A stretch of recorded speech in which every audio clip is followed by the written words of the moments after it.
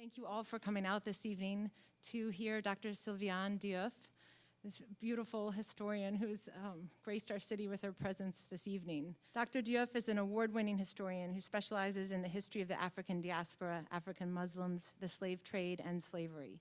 She's the author of Servants of Allah, African Muslims Enslaved in the Americas, and Dreams of Africa and the Alabama, the slave ship Clotilda, and the story of the last Africans brought to America.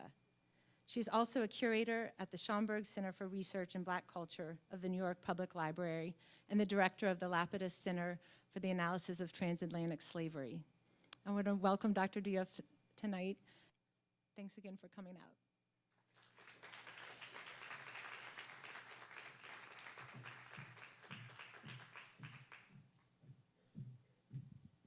Good evening, and thank you for being here. And of course, I want to thank all the organizations which have been mentioned earlier, for inviting me and for making this event possible.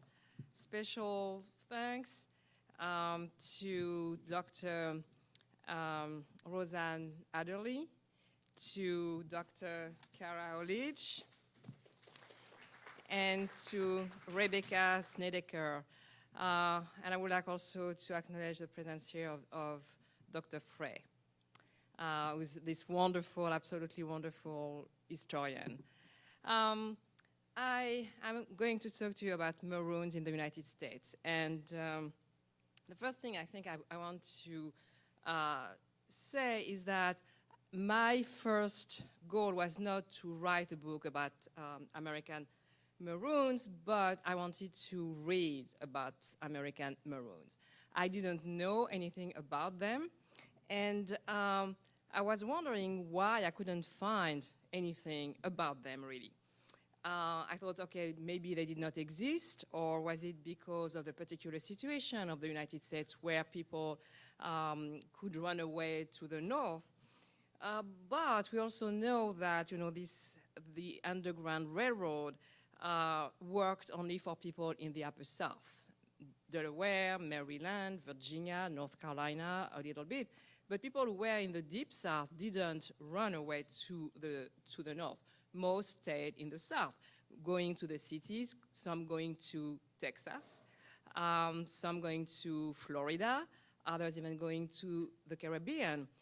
But there were also people who stayed, whom I knew would stay outside of the cities.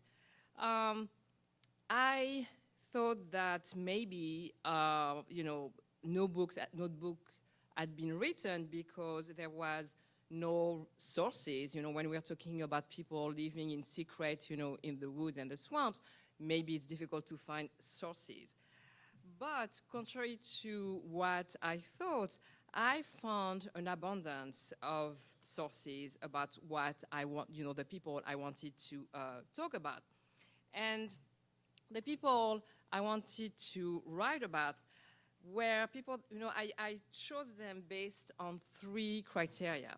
They had to live in secret, they had to live in the wilderness, and they had to be under no outside control. So this, of course, excluded people who ran away to the woods for only a few days.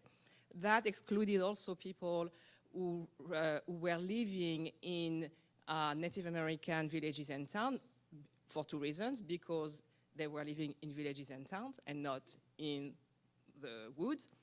And they were also under, more or less form of direct control. So when I looked at, at those criteria of secrecy, of autonomy, of wilderness, I found, a lot of people, and I found a lot of sources as well. Many, early treaties and acts that refer to them. There were petitions also to the legislature, letters, official correspondence, plantation and parish records, travelers' accounts, etc. And there were, I think, you know, I could also find the voices of the Maroons themselves in trial records, in the WPA interviews. You know, the WPA interviews, it's about 2,300 interviews of former slaves were recorded in the 1930s.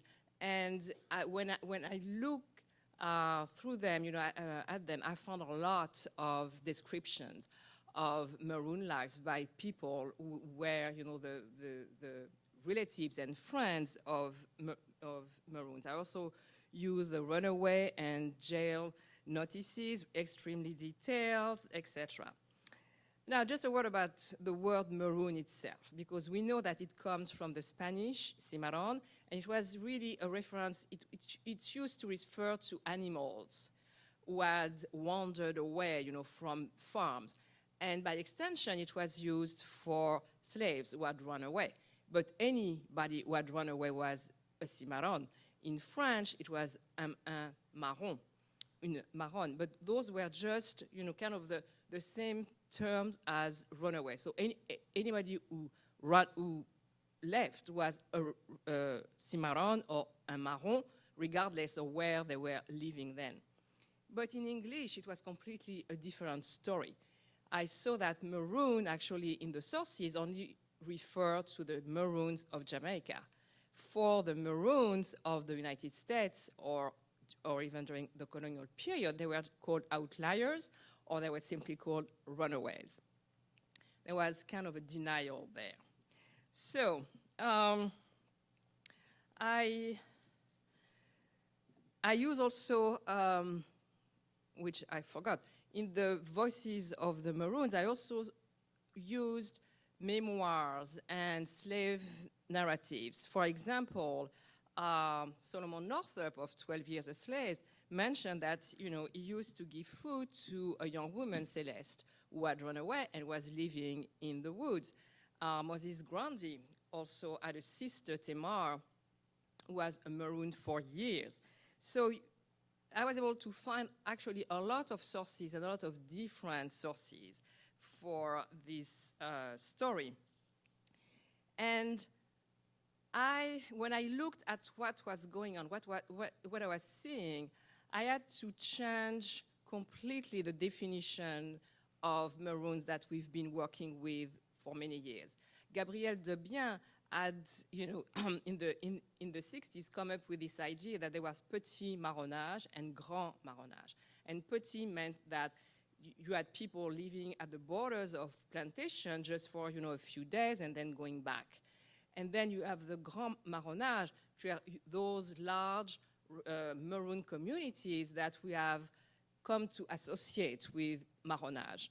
And that's why I think also scholars did not pay enough attention to the American story, because the model is usually the model that people have in mind is the Caribbean and South American model, or large, faraway communities. And that was, even there, the exception. It was not the rule. So when I looked at what was going on the ground, I kind of constructed the model, instead of petit and grand, of the maroon landscape. And the maroon landscape, from what I saw, was made of two main parts. One was the part that I call, you know, the borderland maroons. So those were people who were living at the border of plantations and farms and cities, in the woods and the swamps. And then there was the interland maroons. So those were people who lived further away, not necessarily very, very far, because on the contrary, they still had to have access to the farms, the plantation, and the cities. But they were living in secluded areas, and it was the difficulty of getting there that was the dominant trait, or why they chose a particular place. And what we see, you know, that this maroon landscape, as I call it, is made of secret paths, of trails, of water routes, of bayous and rivers. But it's also part, you know, plantations and farms and cities was also part of that maroon landscape, because the Maroons were trading in all those areas. And the maroon landscape was really a place of communications, of exchange, of solidarity, of freedom. It was a place of self-exile. It was a place of resistance as well, and a place that was contested, of course. It was a terrain that was contested by militia, by patrollers, by overseers, owners, etc.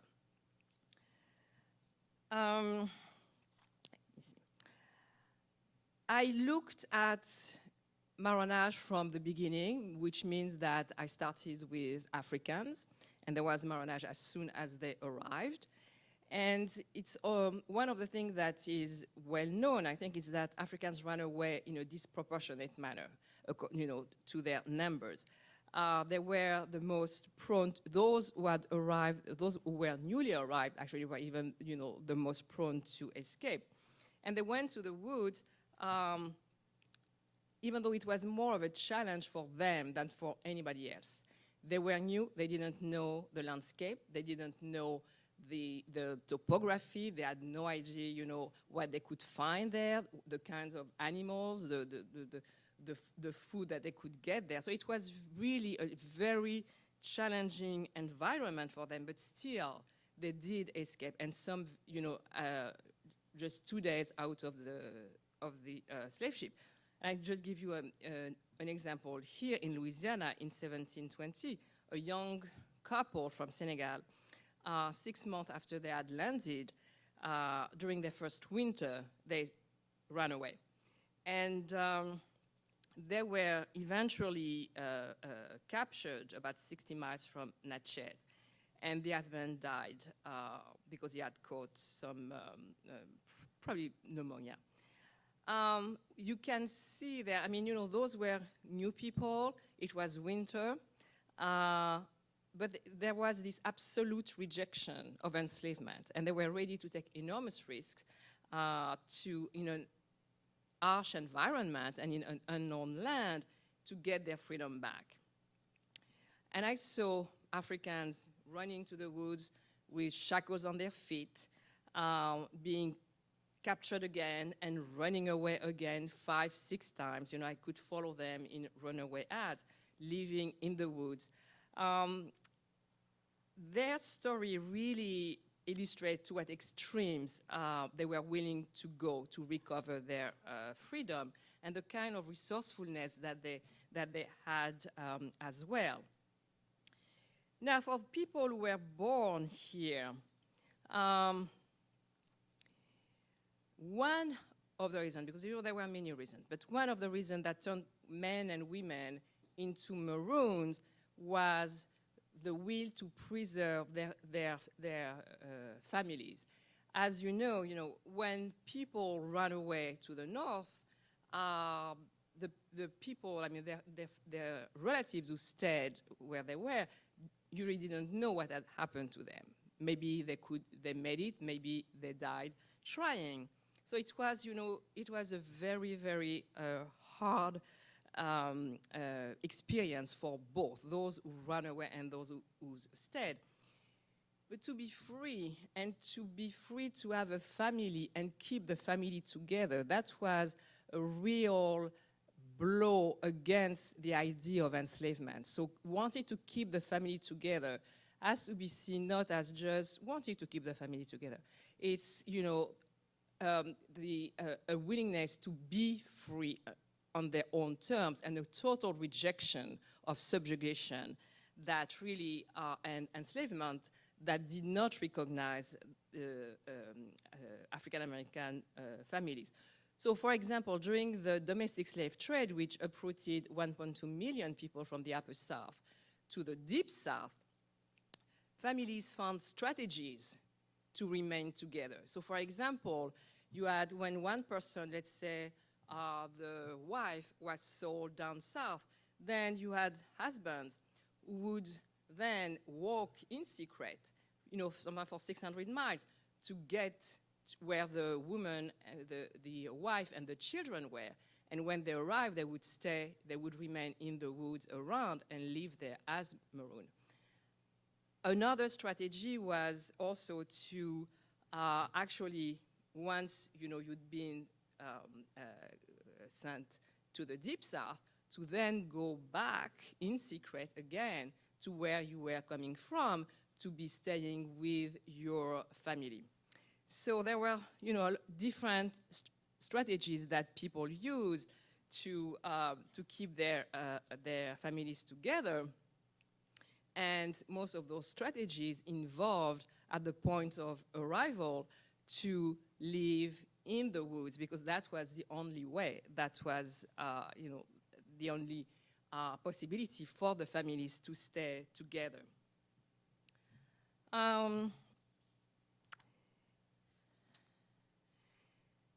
One of the things that really kind of really astonished me, and you saw a little bit of that in the in the trailer, is that the people who lived at the borderlands of plantations had to disappear, in the sense that the borderlands were still close to inhabited areas, and so there was always the possibility of having the patrollers, the militia, come and and dogs, coming around. So the habitat of the Maroons had to be completely undetectable. So you had people living on trees, on top of trees. You had people living inside empty, tree trunks. You had people living in natural caverns, and you had also people living in caves. And those caves were actually homes that they had dug underground. So the way that is done, and I explained that in a lot of detail in the book, was you had to locate your cave near a body of water, first of all. And it's understandable because you need water to live.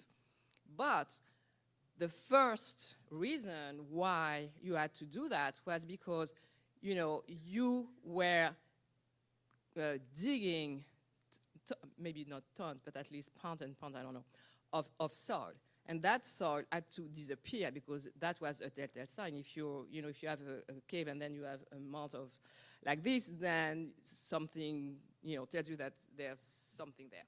So what people did was, they put the soil, on quilts or pieces of textile, and then they carried that, or in buckets, they carried that to the creek or the river, and so the soil disappeared. So they had those caves, and that they closed with a trap, and the trap had to be well camouflaged so that you couldn't see it from, and they had to be very solid so that if anybody walked upon it, they wouldn't fall through. And the camouflage had to change, according to the season, etc. So you can imagine people living for years, because we're talking about years, under the ground of the southern land with their children, some staying there night and day, not getting out, and when and some were furnished, with furniture and stoves and long pipes so that the smoke would go far. Nat Turner, for example, had, when he was on the run for 2 months, he dug himself 2 caves. So there was, it was, when you think of it, the idea of putting your children through that kind of life really, I think, showed an extremely, an extraordinary willingness to, first of all, escape enslavement. Lets you shows you also how that kind of life was better than being enslaved, that it was the best way that families had to stay together.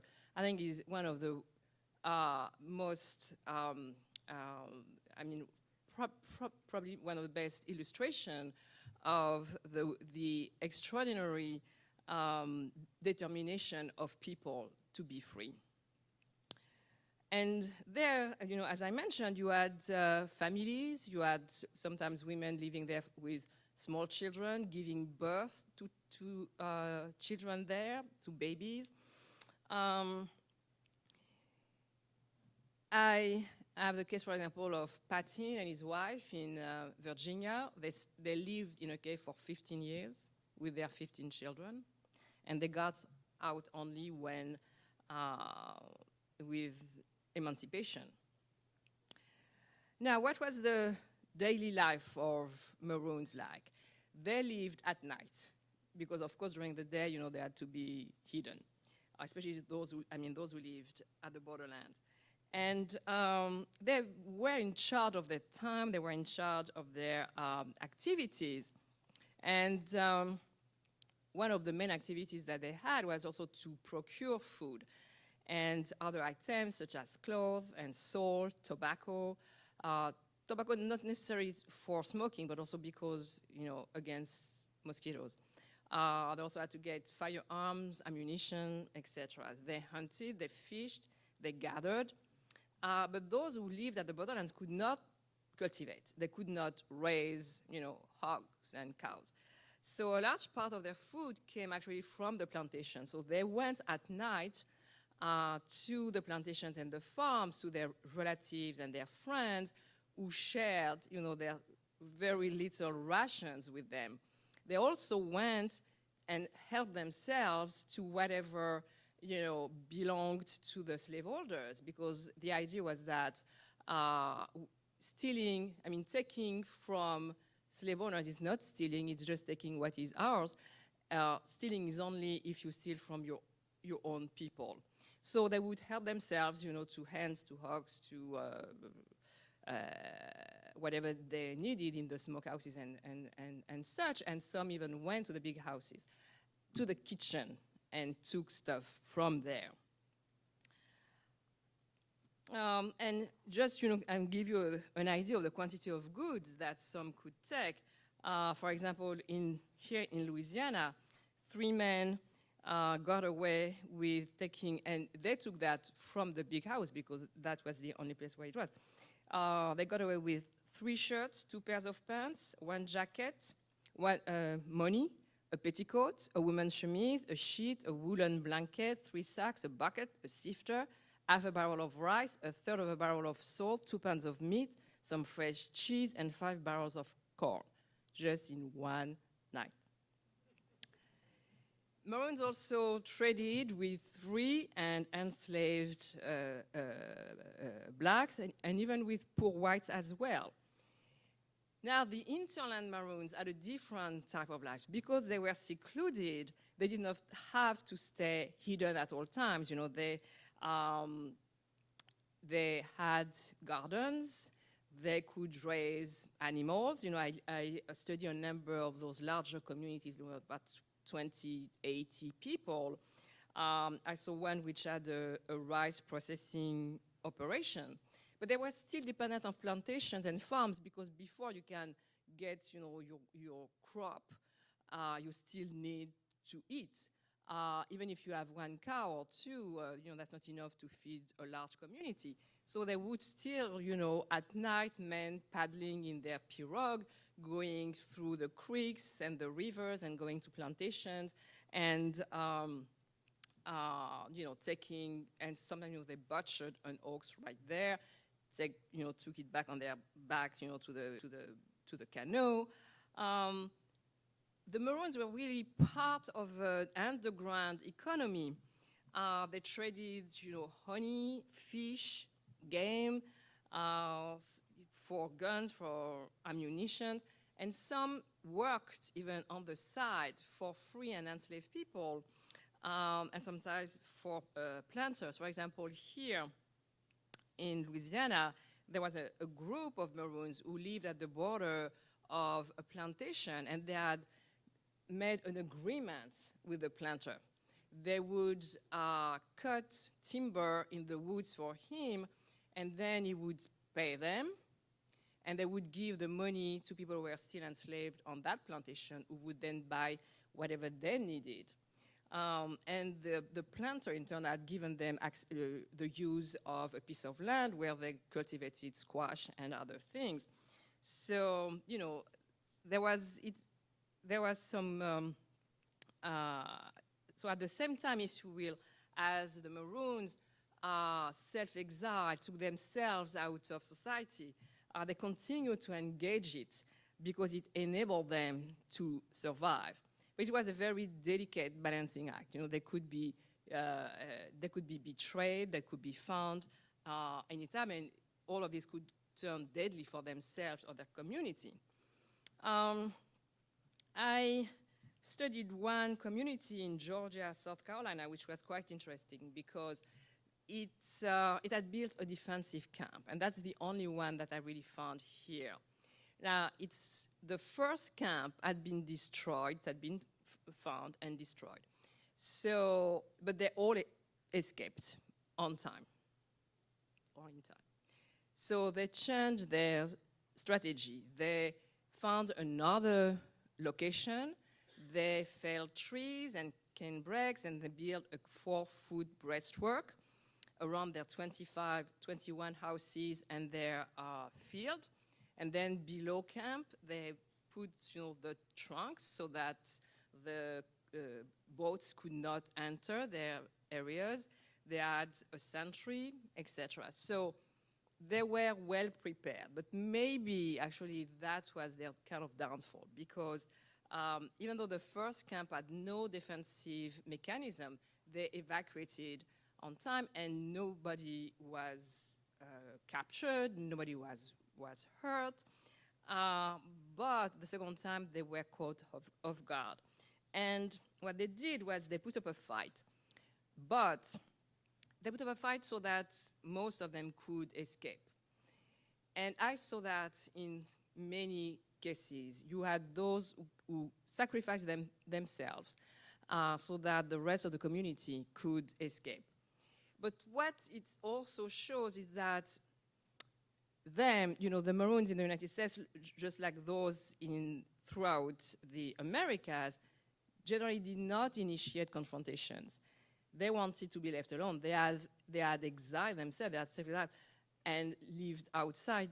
They didn't want to be, you know, to start any fight. But when they were attacked, they fought back. And sometimes they fought back, but only to a certain point, as I mentioned, because they were generally outgunned. So they used guerrilla tactics. And the preferred strategy was actually to disappear. And that enabled them to continue living. And that frustrated the authorities, because the goal of the authorities when they were discovering a Maroon settlement was to just, you know, kill a few, bring all them back to their owners, because, you know, those were property, and kill the leaders as a deterrent, you know, for the others, put their heads on spikes. But the objective of the Maroons was to stay alive and to continue, you know, their communities. So by disappearing, they frustrated those efforts. And what they did was to regroup somewhere else, sometimes at the border of plantations, where they could count on the community's assistance. We see that with the Saint-Malo community in Bas du Fleuve here. It was a large Maroon community of families, of couples, some of them of single men and women, and their main area of settlement was Terre Gaillarde, which was located, it was not very far, but, I mean, from settled areas, but it was very difficult to access. And Governor Miro said actually that to go there, to get there, you had to wade through reeds in chest-high water. Now, Terre Gaillarde was attacked once, and the community had to find another safe haven. So actually what they did was to regroup at the border of a plantation. So they went from the hinterlands to the borderland. And that was a large community at the time. There were about 40 people, but still they managed to stay at the border of a plantation at Détour des Anglais. There was a fallout there with the people of the plantation, and then so they decided to go back to Terre Gaillarde. And that was kind of something that was, how can I say that people did not expect, because Terre Gaillarde had already been discovered. So the idea of going back there, when the militia knew the way, but I think they did that on purpose, thinking, well, nobody will think that we are going back there. They did, but there was a second attack. Now, they sustained really the largest repression, if you will, against Maroons that happened in the United States. Hundreds of people were captured, tried. The people who had helped them, some people were killed. But I think that even though they had not killed anybody, they had not shot any slaveholder or slave owner or militia, etc. The simple fact that they existed, their mere presence was a threat. And that's why repression was so ferocious, because they were free and they flaunted their freedom and their autonomy. And that could not be tolerated, because they influenced others. And just by being free like that, it was an attack on slavery. So one of the things also that this particular story of les Maroons of Bas du Fleuve shows is that there was really a symbiotic relation between the people in the woods and the people on the plantations. They all kind of worked together.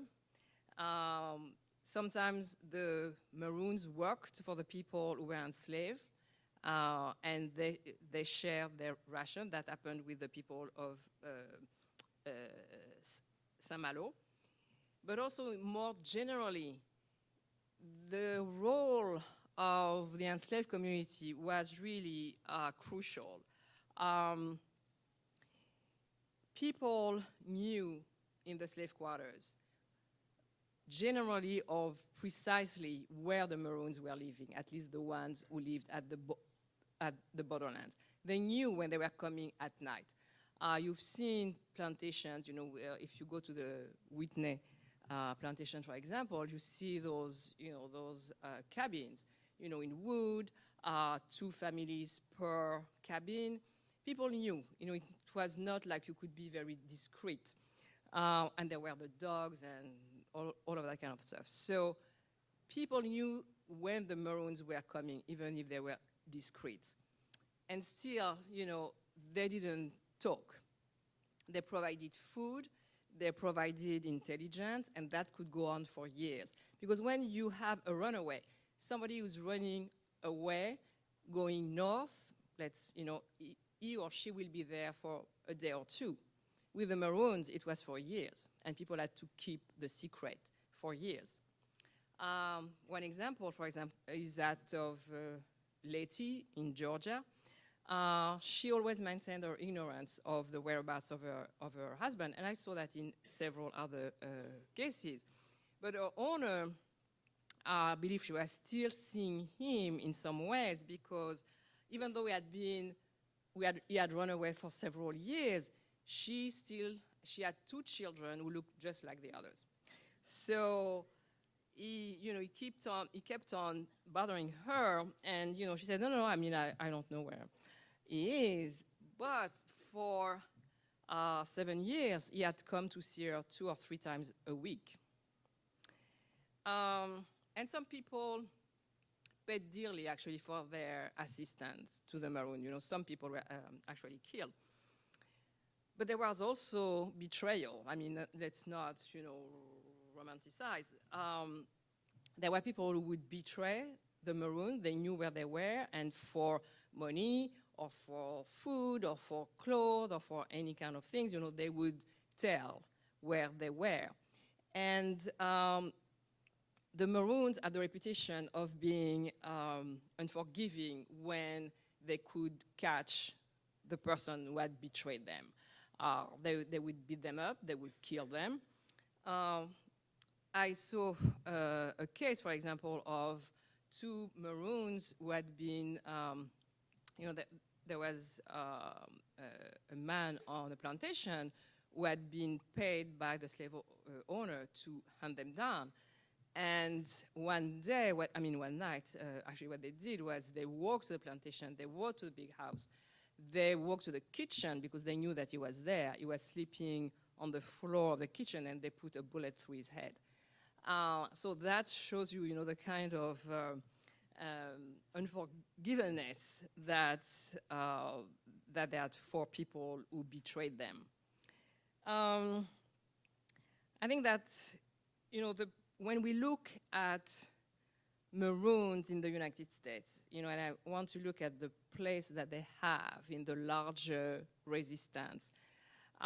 First of all, we see them as being very pragmatic, as being dynamic and adaptable. They were often alternatively borderland Maroons, hinterland Maroons, and they changed as the situation evolved. But their lives also enables us to understand how permeable the African American community was. You had on any given farm or plantation, people intermingling with enslaved people from other plantations and farms, sometimes far away. They were also connected with runaways who were passing through, with borderland Maroons, with hinterland Maroons. There was a constant exchange of information, of goods, support, news, preservation of family ties. So we need to understand the Maroons not as people who were removed from the community, but were really an integral part of the larger community. And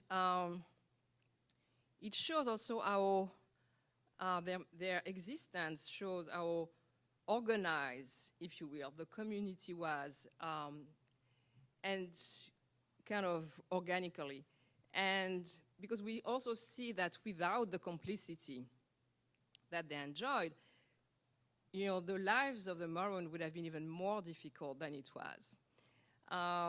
So they preserved their way of life, not through faraway seclusion, but by kind of exploiting cracks in the system, by developing social and economic networks. And they also took advantage of the environment. They lived in places that were, thought of because of the negative image of the wilderness. Those were places that were thought of as being savage and dangerous and, full of wild beasts. And so the Maroons kind of built a parallel image, if you will, or reputation as people who had to be savage and dangerous to be able to live there. And slave hunters were often hesitant to venture into the woods and the swamps and confront them. But actually for the Maroons, it was the world of the slaveholders that was savage and dangerous. And as one Maroon said, I felt safer among the alligators than among the white men. And I think the Maroons kind of ridiculed, the widespread paternalistic narrative according to which slaves were happy and incapable of taking care of themselves. Because here you have people who are taking care of themselves. who lived for years, having created a whole completely unique existence, in this country. I think that their very existence and the type of freedom that they had were an important symbol for others. When a runaway made it to Philadelphia or Boston, there was little a slaveholder could do, at least until 1850 and the Fugitive Slave Law. But here, you have maybe a woman and her 3 children, living, 20 minutes from a planter's bedroom, and, is incapable of finding them.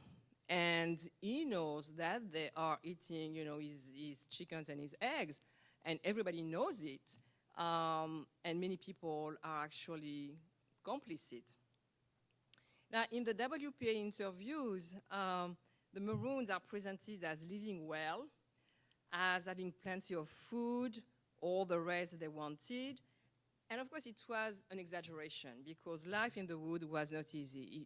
Probably if it had been, there would have been more Maroons. But I think this shows how potent a symbol of freedom and autonomous success they were. But it was also everybody else's accomplishment because, again, they were really helped by the community. People who knew and didn't say anything. So I think that one of the things that is important to see with the Maroon lives is that they created, they were unique really. They created an alternative to life that was the kind of life that black people could have at the time. Runaways to southern cities, the North or Canada, as well as free blacks, continued to be controlled, segregated, discriminated against, humiliated.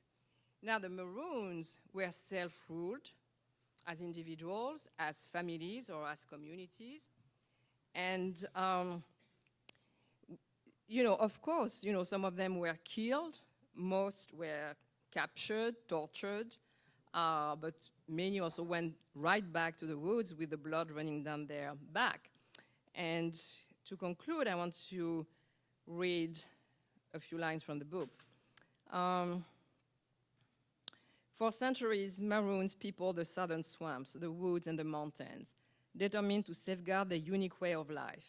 Inevitably, they made mistakes, some of which cost them their freedom and their lives.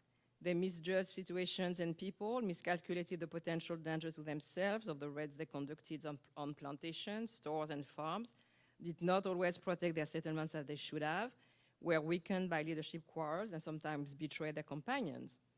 Maroons celebrated successes and also faced disappointments and disasters. But in their pursuit of freedom and autonomy, they created and developed new forms of life as they retreated from, but still measured themselves against a terrorist system and took advantage of a challenging environment.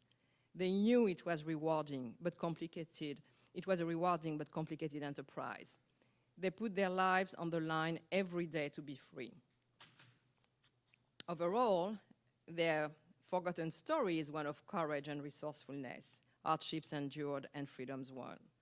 To a planter who could not understand why a Maroon did not return even when he was hungry, had frostbite and suffered hard times, the latter simply replied, "I taste how it is to be free, and I didn't come back." Thank you.